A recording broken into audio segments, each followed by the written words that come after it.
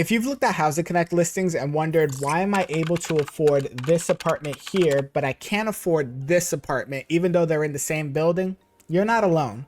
Chances are this is due to a term called AMI, and this is something people get confused all the time because that term right there can mean the difference between your application getting accepted or getting rejected.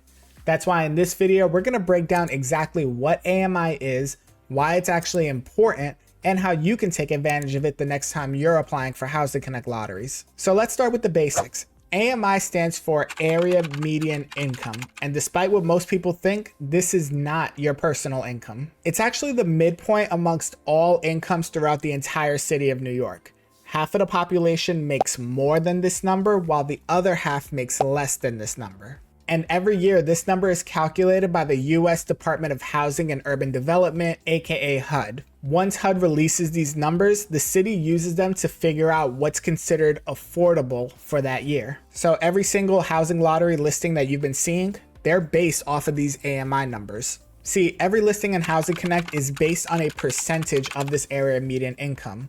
You're looking at numbers like 30%, 50%, 80%, sometimes even as high as 165%. But back to our example. But wait, I make too little for this apartment and I make too much for the one next door.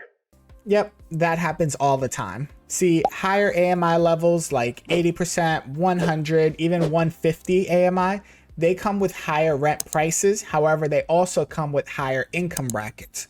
Whereas lower AMI levels like 30%, 40% may have lower rents. However, they have very low income thresholds. So it's not necessarily about whether you're too rich or too poor for an apartment. It just matters where your income stands throughout that chart. But let's talk strategy, because this is where most people miss out. Before you apply for housing lotteries, go take a look at the HPD AMI chart. You can either Google this, or I've even left a link in the description below. Once you know your AMI percentage, you can actually filter out the listings on Housing Connect to match your income range. Now here's the move. Try to apply for housing lotteries that have multiple AMI levels. For instance, finding a building that has 40% AMI, 60%, and 80% AMI.